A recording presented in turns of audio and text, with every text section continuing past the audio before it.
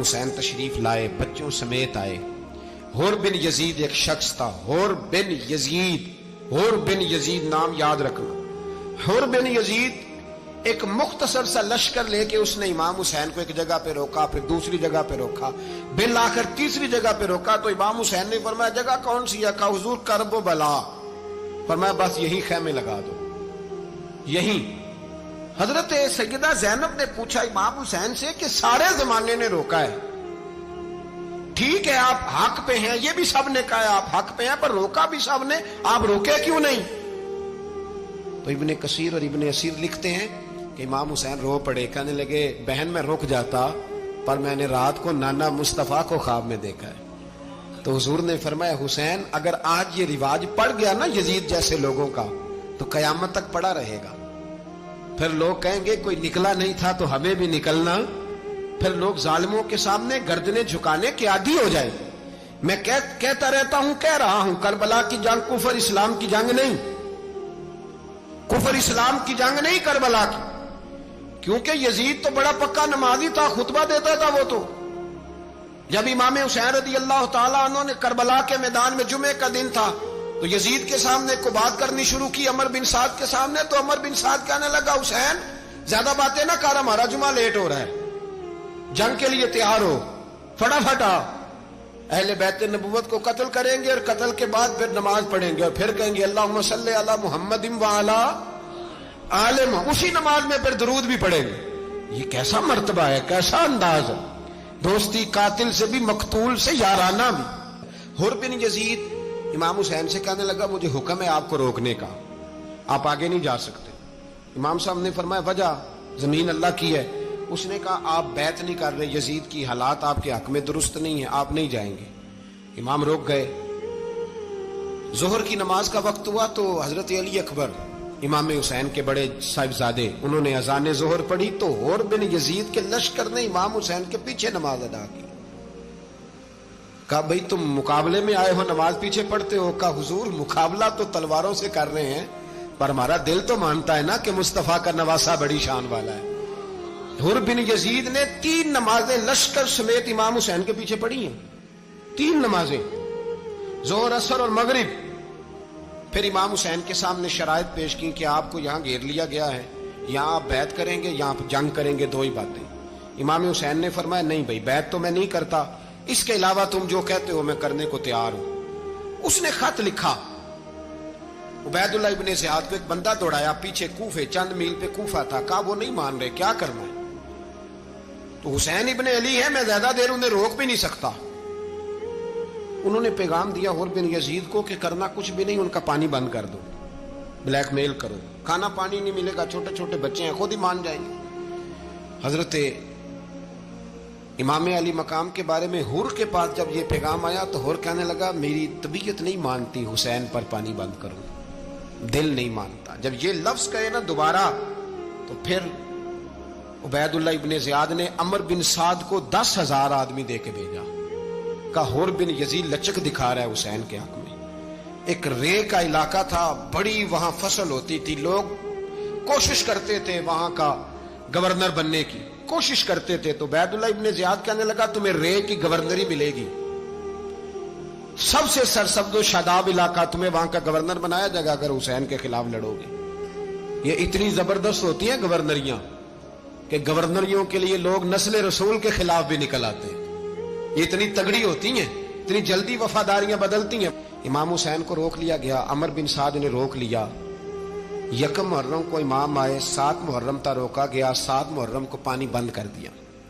جانور پانی پیتے تھے، گھوڑے پیتے تھے، کتے پیتے تھے، لیکن مصطفیٰ کے گھرانے کو پانی پینے کی اجازت 3 دن تک پانی بند رہا۔ 9 محرم کو عمر بن سعد نے اور لوگ بلائے۔ شمر ایک بڑا سخت آدمی تھا، سنگ دل بدبخت، جس نے حضرت علی اصغر کے گلے پر تیر مارا تھا، وہ اور لشکر لے کے آیا۔ رات کو کہنے لگا امام حسین رضی اللہ تعالیٰ عنہ سے کہ بس بڑا ہو گیا، یہ 9-10 محرم کی درمیانی رات، یا آپ جنگ کریں گے یا آپ بیعت کریں گے، 2 ہی باتیں۔ امام حسین اندر گئے، سیدہ زینب سے مشورہ کیا، باہر آئے، فرمایا بات وہی ہے جو پہلے دن والی ہے۔ او بھائی بچے ساتھ ہو، صحرا کا علاقہ ہو، तपती हुई रेत हो, इतने कठिन और सख्त हालात, चारों जानब मौत ही मौत, दूर दूर तक अपनों का नामो निशान कोई नहीं, और अकेले फैसला करने वाले इमाम हुसैन, बाकी सारे बच्चे हैं या औरतें, सारे बड़े अकेले। इमाम हुसैन रज़ी अल्लाह तआला अन्हु ने फरमाया, भाई बैत तो मैं नहीं करता, बाकी जो तुम्हारा प्रोग्राम है। शिमर और इब्ने साद कहने लगे फिर जंग के लिए तैयार हो जाएं। क्या अंदाज है इमाम हुसैन का।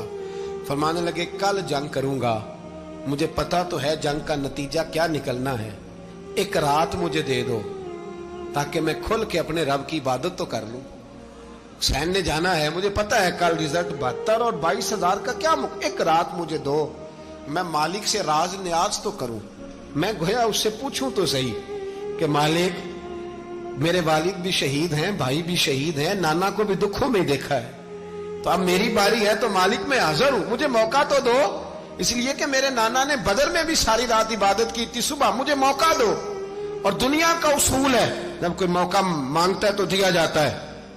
ये दोनों कहने लगे कोई मौका नहीं। हुर बिन यजीद पीछे से बोला, कहने लगा नहीं, बदतमीजी ना करो, हुसैन को मौका दो, तुम्हें देना पड़ेगा। मौका दिया। हुर बिन यजीद ने फिर मिन्नत की, कहा हुजूर आप मेहरबानी करें मान जाएं। फरमाया मानने वाला खाता कोई नहीं। फरमाया मानने वाला खाता, बोलिए मानने वाला खाता, ये बड़ा मुश्किल काम है भाई।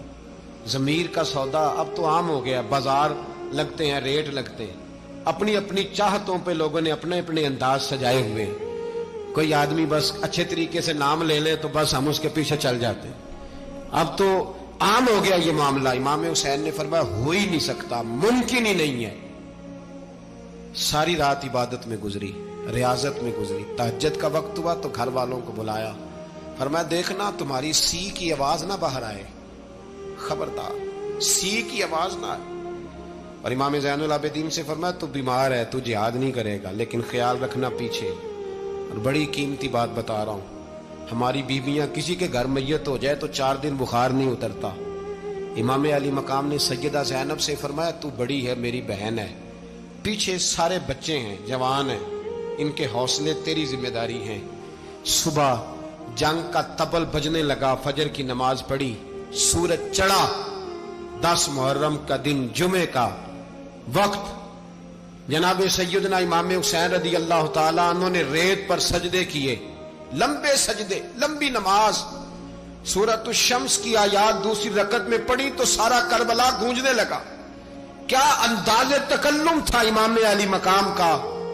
नमाज मुकम्मल हुई तो हुर बिन यजीद, अमर बिन साद और शिमर से कहने लगे वाकई हुसैन से लड़ोगे, पता नहीं कौन है। कुल्ला सालुकुम अलैहि अजरन, तुमने नहीं पढ़ा, इल्लल मवद्दत फिल कुर्बा, तुम्हारी आंखें बंद है। अल हसन वल हुसैन सय्यदु शबाब अहले जन्नह, तुम्हें नहीं पता। कहने लगा चुप कर, हुकूमत नजर आ रही है। और बिन यजीद कहने लगे फिर मेरा भी फैसला सुनो, मुझे हुकूमत नहीं चाहिए, मुझे जन्नत चाहिए, हुकूमत नहीं चाहिए। इमाम हुसैन की पहली फतह देखें, और बिन यजीद एड़ी लगा के ना यजीद के लश्कर से निकल के इमाम हुसैन के लश्कर में शामिल हो गया। और पहला शख्स जिसने इमाम हुसैन को रोका, इमाम हुसैन के नाम पर पहला सर भी इसी शख्स ने कटाया है। लेकिन यजीद की कब्र पे लानत भी कोई नहीं बरसाता, उसका महल था बहुत बड़ा। लेकिन जब लोग करबला में इमाम हुसैन को सलाम करने जाते हैं तो कदमों में हुर बिन यजीद का मजार भी बना हुआ, उसको भी सलामी दी जाती है। और अब हम अकेला हुर बिन यजीद नहीं कहते, हम कहते हैं हुर बिन यजीद रदी अल्लाह ताला। अब हम इतनी ताजीम करते हैं उस हुर की। जनाबे इमाम हुसैन को मैदान में खड़ा किया गया, जिहाद का तबल बजा, पहले खुद्दाम आए। और सुन लो, आज वो पता नहीं बाजारी से लोग चढ़ गए स्टेजों पे, बाजारी से, ना चेहरे पे दाढ़ी है, ना सर पे कोई कपड़ा है, बाजारी लोग हैं, भाग रहे हैं, बाजू चढ़ाए हुए हैं, बटन खोले हुए हैं, तमाशा बना दिया। सुनने वालों का भी अल्लाह ही हाफिज है। वो स्टेज पे ये अहले बैत की शान बयान करता है, भाग के उधर जाता है, ये कोई तरीका है। सुनने वालों का भी अजीब अंदाज है, हर बंदे को सुनने बैठ जाते हैं। दीन मुहज्जब है, तहजीब वाला है, दलाइल रखता है, दीन वकार रखता है, ऐसे लोग अब दीन बयान करेंगे। हजरत सैयदना इमाम हुसैन रज़ी अल्लाह ताला अन्हु सुबह जब जिहाद का वक्त आया, पता है कौन कौन थे करबला में? इमाम हुसैन के साथ इमाम हुसैन के 4 भाई थे करबला में। कितने? बोल के बताए। हजरत अली के 4 बेटे, अब्बास बिन अली, जिनको हजरत अब्बास कहा जाता है ना, अलमदार, ये हजरत अली की दूसरी ज़ौजा में से अब्बास बिन अली भी थे और अबू बकर बिन अली भी थे, उमर बिन अली भी थे, उस्मान बिन, ये हजरत अली के बच्चों के नाम हैं। ये आपके शहजादे इमाम हुसैन के साथ शहीद हुए। इनका नाम सिर्फ इसलिए नहीं लिया जाता कि इनका नाम खुलाफाए सलासा के नाम पे, हजरत अली ने अपने यारों के नाम पे रखा है तो तुमने करबला के मैदान से खारिज कर दिया। ये तीनों शहजादे हजरत जनाब सैयदना इमाम हुसैन के साथ थे, ये भी शहीद हुए। हजरत जनाब ज़ैनब इमाम हुसैन की सगी बहन है, इनके 2 बच्चे थे, औन और मोहम्मद। जब इमाम हुसैन मैदान में जाने लगे तो जनाब ज़ैनब बच्चों से कहने लगी, ना पहले भाई नहीं जाएगा, पहले भांजे जाएंगे। 2 बच्चे शहीद हुए। हजरत कासिम बिन हसन इमाम हसन के बेटे थे, वो जब मैदान में जाने लगे तो इमाम हुसैन ने कहा, नहीं भाई तू नहीं जाएगा, तू मेरे भाई की निशानी है, मैं जाऊंगा। तो हजरत कासिम बिन हसन ने एक तावीज खोल के दिया। अब्बा जी, मेरे वालिद ने कहा था जब बड़ी मुश्किल आ जाए तो तावीज खोल के देखना, तो आज बड़ी मुश्किल आई है तो मैंने तावीज खोला है, तो ये देखें क्या लिखा है। ये तो रुका है, तावीज है ही नहीं। जब खोल के देखा तो उस पर लिखा था, कासिम अगर हुसैन पे कोई कड़ा वक्त आ जाए तो बेटे के आगे आगे रहना, अगर कड़ा वक्त मेरे भाई पे कभी आ जाए ना, देखना इसके आगे आगे चलना, इसे हसन की कमी ना महसूस हो, भाइयां जिहा साख नहीं कोई जे विच खार ना होवे। सैयदना इमाम हुसैन पहली दफा करबला में उस वक्त रोए जब ये रुका, आपने देखा तो फरमाया, ठीक है अगर हसन की ये वसीयत है तो मैंने जिंदगी में अगर उनकी हर बात मानी है, अब भी मानूंगा, तुम्हें इजाजत है। जनाब कासिम बिन हसन 16 साल का जवान जब मैदान में निकले तो हाय हाय पता नहीं कहां से आ गई है। इमाम कासिम बिन हसन जब मैदान में निकले तो तबरी से लेकर अल्लामा अबुल हसनात साहब सबको पढ़ के तो देखो, 3 दिन की प्यास है, शदीद आजमाइश है, दुख है, तकलीफें हैं, फिर भी पहली दफा जब मैदान में गए हैं, वापस आए हैं, 19 लोगों को कत्ल करके वापस आए। 19 लोगों को एक बार में हजरत ऐसे ही तमाशा बना दिया। मजलूम थे वो तो रो रहे थे, हर मुकर्रर ये कह रहा है कि वो तो बार बार कह, अब्बा पानी मिल जाए, पानी आ जाए, तरस गए। खुदा का खौफ करो, ये दलेर लोग थे, इनकी बातें आज भी पढ़ के दलेरी पैदा होती है, दलेरी पैदा होती है, दलेरी। सुनाओ किस्सा खैबर को, तमामी अपने बच्चों को अली की दास्तां सुन के दिलों से डर निकलता है। अली की दास्तां सुन के दिलों से, ये जो बच्चे डर रहे हैं ना, वो चिमगादड़ आ गई, काकरोच आ गया, ये खौफ निकल जाएगा अगर हजरत कासिम बिन हसन की बात सुनेगी। दर्जनों लोग आपने कत्ल किए। एक दफा आए, कहा चाचा यजीद का लश्कर तो बड़ा ही बुजदिल है, अगर चंद कतरे पानी मेरे हलक से गुजरे तो मैं सारे काट के ले आऊंगा आपके पास, चंद कतरे। लेकिन थोड़ी देर गुजरी, अमर बिन साद कहने लगा, अकेले अकेले जाओगे तो अली का पोता है, ये सबको मार देगा, इकट्ठे जाओ। चारों जानब से तीर बरसे, एक तीर लगा आके गर्दन के पीछे, बस जनाब सैयदना कासिम बिन हसन घोड़े से नीचे गिरे। तो जनाब ज़ैनब हौसला करके आंसू समेट के कहने लगी, मैं देख रही हूं पर्दे के पीछे से हुसैन, मेरे भाई का बेटा गिर गया है, जा उसे उठा के ला। हजरत इमाम हुसैन उनको उठा के लाए तो इमाम हुसैन ने सीने से लगाया हुआ था तो उनके पैर, उनका कद लगता था इमाम हुसैन से ज्यादा है। उठा के लाया, लिटा दिया गया।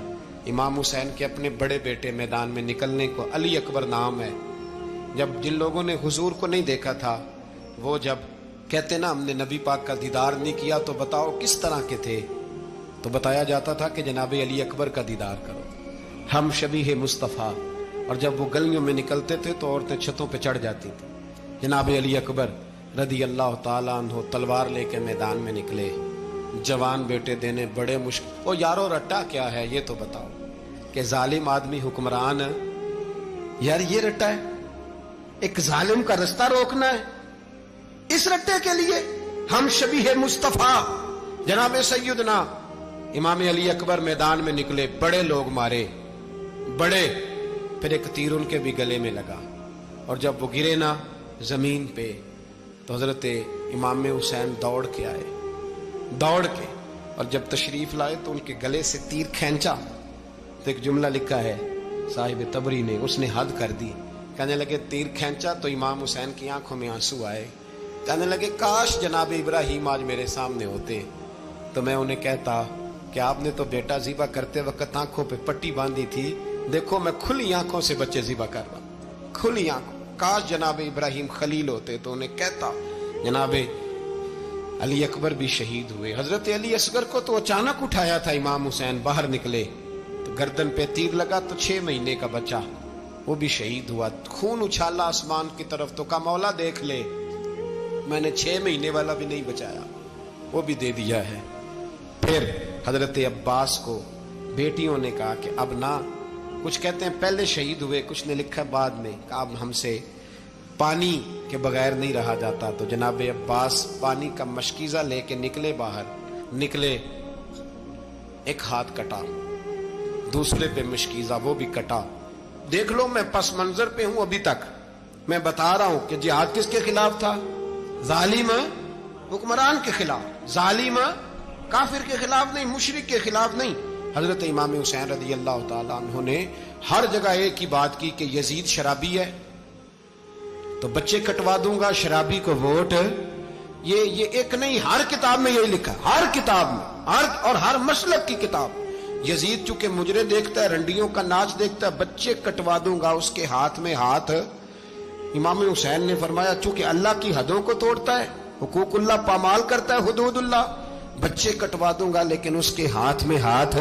سارا دن خود مجرا دیکھنا اور 10 محرم کو 2 دیگیں پکا کے حسینی بن جانا، سارا سال خود گند مند کرنا، شرابیوں کے ساتھ رہنا اور 10 محرم کو 2 آنسو بہا کے یاد رکھنا.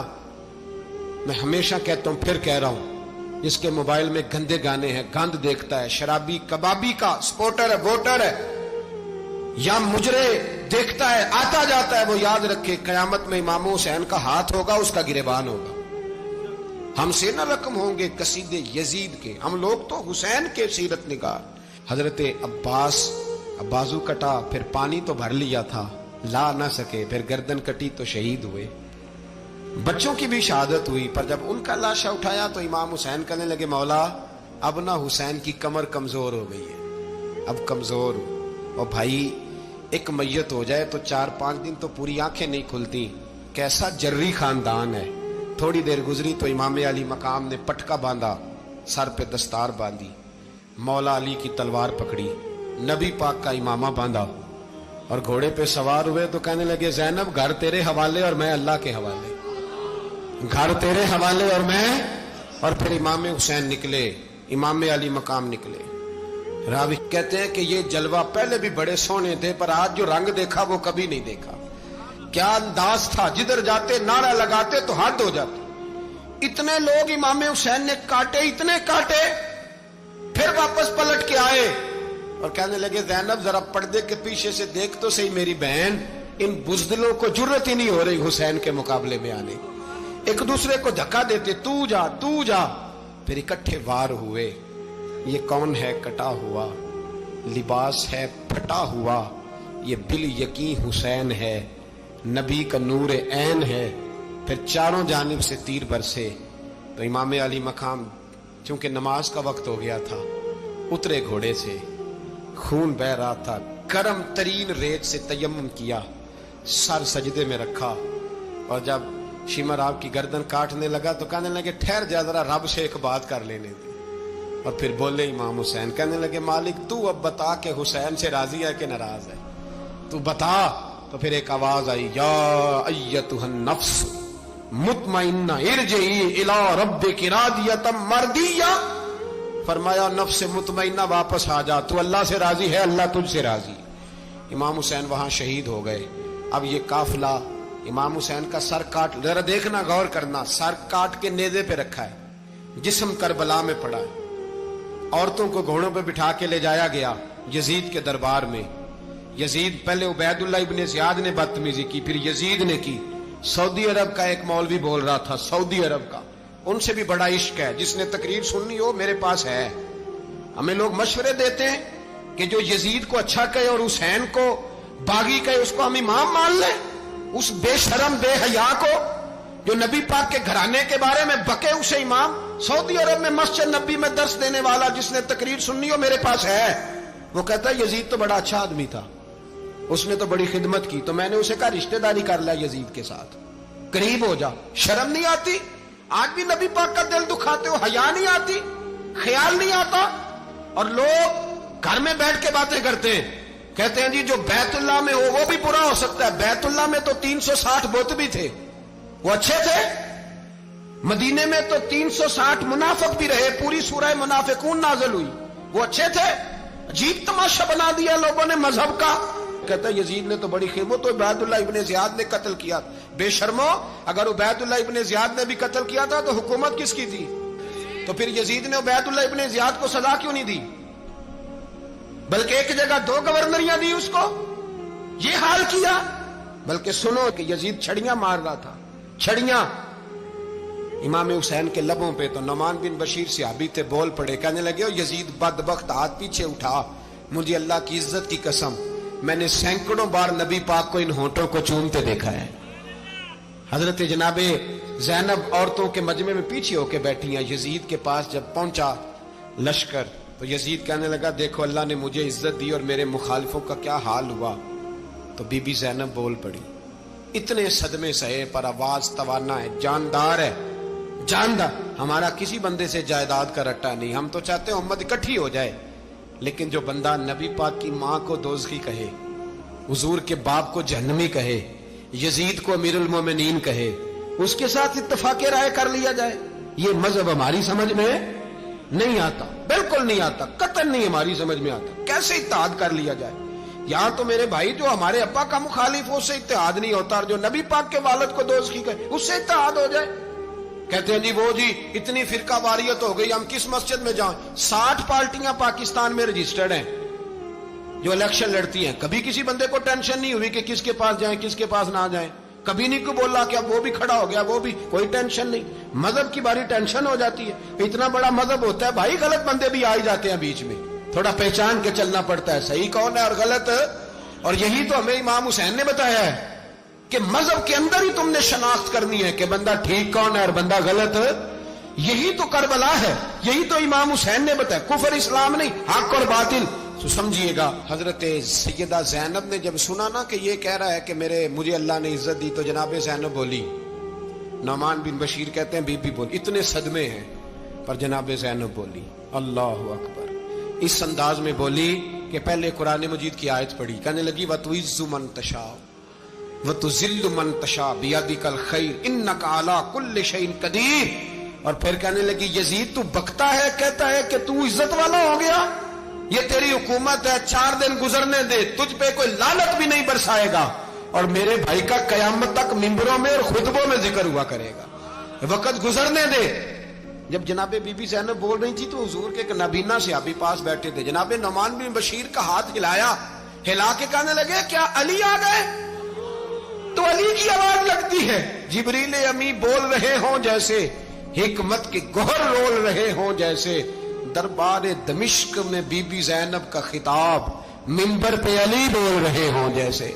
میرے بھائی بس کربلا والا قافلہ تو مدینے پہنچ گیا, 3 سال یزید نے حکومت کی, شرابیں عام ہو گئی, مکے پہ حملہ ہوا, خانہ کعبہ کا غلاف جلا, مدینے پہ اس نے حملہ کیا, 3 دن مسجد نبوی میں اس نے گھوڑے باندھے, مسجد نبوی میں صحابہ کو نکال کے اپنا اس نے امام مقرر کیا, لیکن پھر امت نے اسے قبول نہ کیا, پھر وہ رسوا ہوا اور آج تک وہ رسوا ہے. لیکن امام حسین کا نام کل بھی زندہ تھا اور آج بھی. درس یہ ہے, درس یہ ہے, پیغام یہ ہے, پیغام یہ ہے.